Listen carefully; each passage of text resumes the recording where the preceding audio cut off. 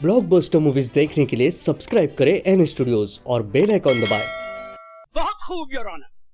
मतलब ये कि अपनी प्राइम विटनेस यानी अपनी इकलौती विटनेस को ये लोग लोकेट करने की कोशिश कर रहे हैं, मगर मैं तो ये कहूंगा कि ये विटनेस लोकेट हो ही नहीं पाएगी क्योंकि ये बलात्कार हुआ ही नहीं। ये झूठा मुकदमा तो सिर्फ धीरेन्द्र ठाकुर को बदनाम करने के लिए किया जा रहा है। और रही इस सती सावित्री की बात, तो उसका पता तो बहुत से लोगों के पास होगा। आई सबमिट योर ऑनर कि जब तक ये औरत इस अदालत में पेश नहीं की जाती, मैं ये मानने को तैयार नहीं कि ये बलात्कार हुआ, और मेरी गुजारिश है कि इस मुकदमे को खारिज कर दिया जाए। मैं सरकार को 10 दिन की मोहलत देता हूं। अगर अगली तारीख पर उस औरत को अदालत में ना पेश किया गया तो मैं ये मुकदमा डिसमिस कर दूंगा। Fantastic sir. मुकदमा ऐसे जीता जाता है। वासु, तुम्हारे गर्लफ्रेंड की फोटो तो बहुत अच्छी आई है, लेकिन उसके साथ तुम्हारे कैमरे ने एक कत्ल को भी रिकॉर्ड कर लिया है। क्या मतलब? इस फोटो में एक आदमी एक लड़की का गला दबा रहा है? और इस फोटो में उसी लाश को गाड़ी में रख रहा है। और ये तो धीरेन्द्र ठाकुर है। ठीक। मिस्टर गुजराल से, अरे मिस्टर गुजराल से उस दिन कोर्ट में डिफेंड कर रहे थे। इसका मतलब ये? जी हाँ। अरे वासु, तू यहाँ? आज तो रास्ता कैसे भूल गए? तेरे बगैर घर बड़ा सुना लगता है। दिल में तो रहता हूँ ना। आमा बैठ। ये ले फोटोग्राफ। मिस्टर गुजराल को देना और उनसे कहना कि धीरेन्द्र ठाकुर जैसे कमीने इंसानों का केस ना लिया करें। क्या बात क्या है? वो जो फोटोग्राफ देखेंगे ना तो खुद समझ आएंगे कि सच्चाई क्या है। झूठ मत बोलिए। ये तस्वीर देखी आपने? अब मेरी बात सुनिए, मैं कोई धर्मात्मा नहीं हूँ, मगर ऐसे गंदे केसेस मैं कभी नहीं देता। मगर चूंकि मैं आपका वकील रह चुका हूँ, मैं फीस लिए बिना आपको एक मशवरा दूंगा। आप इकबाल जुर्म कर लीजिए। फॉर ए चेंज सच बोल जाइए, तो हो सकता है कि फांसी की जगह आपको उम्र कैद हो जाए। मैं आपको 24 घंटे की मोहलत देता हूँ। तब तक आपने इकबाल जुर्म नहीं किया तो मैं इस तस्वीर का नेगेटिव खुद पुलिस के हवाले कर दूंगा, समझे? आज आपने मेरी आंखें खोल दी गुजराल साहब। मैं तो इस योग्य भी नहीं कि मनुष्य कहा जाऊं। जानवरों में मुझे फांसी की सजा मिलनी चाहिए। मुझे 24 घंटे की मोहलत मत दीजिए गुजराल साहब। मुझे अभी पुलिस स्टेशन ले चलिए ताकि वहां जाके मैं अपना कन्फेशन कर लूं। हो सकता है 24 घंटे के भीतर मेरे अंदर का राक्षस जाग बैठे और मुझे फिर से बहका दे। मैं आपके आगे हाथ जोड़ता हूं गुजराल साहब, मुझे अभी ले चलिए और अपने सामने इकबाल जुर्म करवा दीजिए। मैं आपका ये एहसान नई जिंदगी में भूलूंगा ना, अगले जन्म में। गुजराल साहब प्लीज प्लीज मुझे ले चलिए। ठीक है, चलता हूँ। मैं तो उस आदमी का भी शुक्रिया अदा करना चाहूंगा जिसने आपको ये तस्वीरें दी।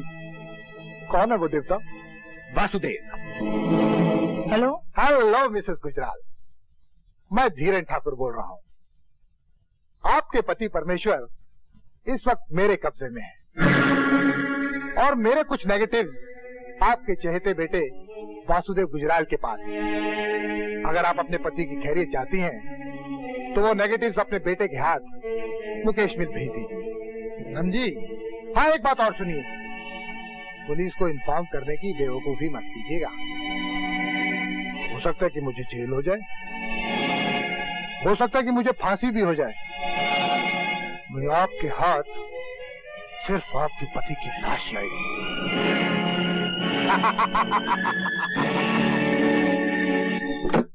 लंदन, पेरिस, रोम, शादी के बाद मैं तुम्हें इन सब जगहों पे लेके जाऊंगा। और ये होटल देख रही हो? बड़ी जुई है तुम्हारे सर में। मार दो। ये होटल देख रही हो? यहाँ पर हम रहेंगे और ये बिस्तर, ओहो। यहाँ पर हम हनीमून मनाएंगे। चलो फोन उठाओ। हटो। चलो उठाओ। हेलो। हेलो वासु। माँ कैसी हो माँ? वासु, मिस्टर गुजराल को उठा लिया गया है और उनकी जान खतरे में है। तुम जल्दी यहाँ जाओ। चलो भाई।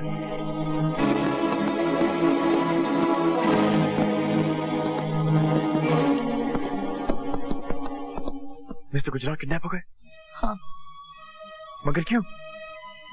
उन लोगों ने मुझे धमकी दी है कि वो तुम्हारे वाले नेगेटिव और उसके सारे प्रिंट्स अगर उन्हें नहीं दिए गए तो वो। रोइए मत मामी, किसी को मार डालना खिलवाड़ थोड़ी है। खिलवाड़ है पायल, मगर तू रो मत माँ। मैं मिस्टर गुजराल को बचाकर तेरे पास ले आने का वादा करके जा रहा हूं। और जब भी बेटा अपनी मां से वादा करता है तो उसे पूरा करता है, या फिर उस वादे को निभाने की कोशिश में मर जाता है। आओ भाई।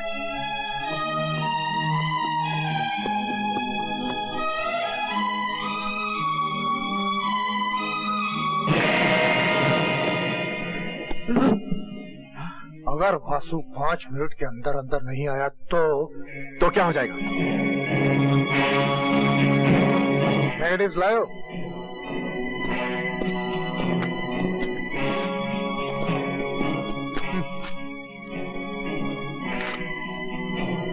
ये क्या है?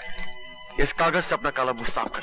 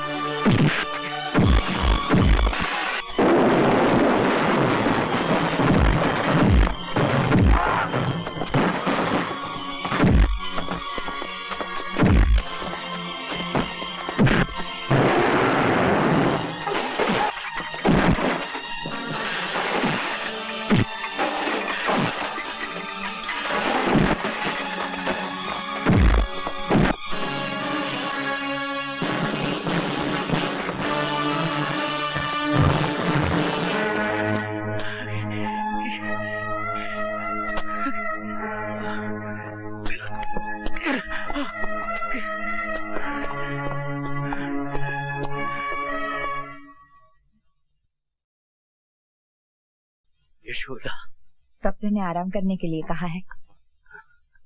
भगवान तुम्हारी उम्र लंबी करे। तुमने जो कुछ भी मेरे लिए किया है मैं उसे जिंदगी भर भूल नहीं सकती। ये तो मेरा फर्ज था माँ। अच्छा, अब मिस्टर गुजराल ठीक ठाक है, मैं चलता हूँ। तुमसे ये किसने कह दिया कि गुजराल साहब ठीक ठाक है? गुजराल साहब तो मर गए बेटे। वो तो तुम्हारे डैडी हैं। आपको ये वर्ड सुनने की आदत नहीं है मिस्टर गुजराल। मैं तो आपको डैडी कहने के लिए तरस गया था, मगर आप ही ने मुझे कहने नहीं दिया। मुझे माँ की गोद तो मिल गई, मगर आपका साया नहीं मिला, और मैं धूप में जीने का आदी हो गया। अब अगर मैं आपको डैडी कहना भी चाहूं तो क्या पता मुझे कहना आएगा भी या नहीं। कह के देखो बेटा। हाँ बेटे, ये समझ लो कि तुम्हारे डैडी कहीं बाहर गए हुए थे, आज वापस आ गए। इस लफ्ज की आवाज सुनने को मेरे कान तरस गए।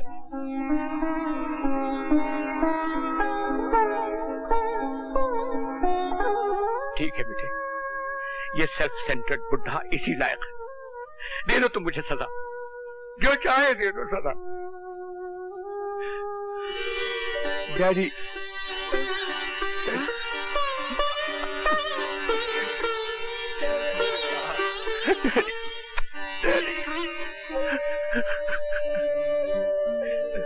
अब क्यों रोते हो?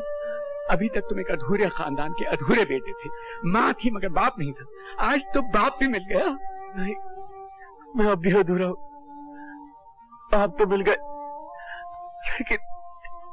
लेकिन भैया अब तक नहीं मिले।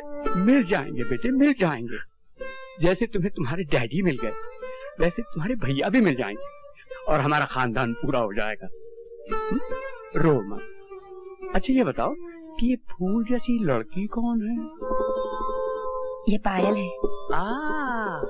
मतलब ये कि क्यों मासूम? भाई ये मेरा घायल होना तो बहुत मुबारक हुआ। पहले बेटा मिल गया और अब बहू। मैं तो यहाँ से निकलते ही तुम्हारे डैडी के साथ बात करूंगा और बात पक्की करूंगा। चट मंगनी पट ब्याह। अच्छा वासु, एक बात बताओ, मेरी ऐसी कौन सी चीज थी जो तुम्हें भा गई और तुम मुझ पर फिदा हो गए? पायल, सच पूछो तो तुम्हें कोई भी अच्छी चीज नहीं है। न जाने मैं तुम्हें अपना दिल क्यों दे बैठा। अगर ऐसी बात है तो मैं तुम्हारी शक्ल नहीं देखूंगी। अरे भड़को नहीं, अब मैं सोचता हूँ तो महसूस करता हूँ कि तुम्हारी काफी चीजें अच्छी हैं। मसलन तुम्हारे लंबे लंबे खूबसूरत बाल, और तुम्हारी ये गोरी गोरी पेशानी, और तुम्हारी झील सी नीली आंखें जिनमें डूब जाने को जी करता है, और तुम्हारी ये 2 गुलाबी होंठ। तुमने मेरी नाक के बारे में कुछ नहीं कहा। हाँ, और तुम्हारी ये 1.5 फुट लंबी नाक। वासु ऐसी बकवास करोगे तो पिट जाओगे। अच्छा बाबा, तुम्हारी ये सुराईदार गर्दन, और तुम्हारे ये 2 बड़े बड़े। शर्म नहीं आती ऐसी बातें करते हुए? पायल, तुम्हारे दिमाग में सिर्फ गंदगी भरी हुई है। मैं तो तुम्हारे इन 2 बड़े बड़े हाथों की बात कर रहा था जिनमें तुमने एक कंगना पहना है। तुम क्या समझ रही थी?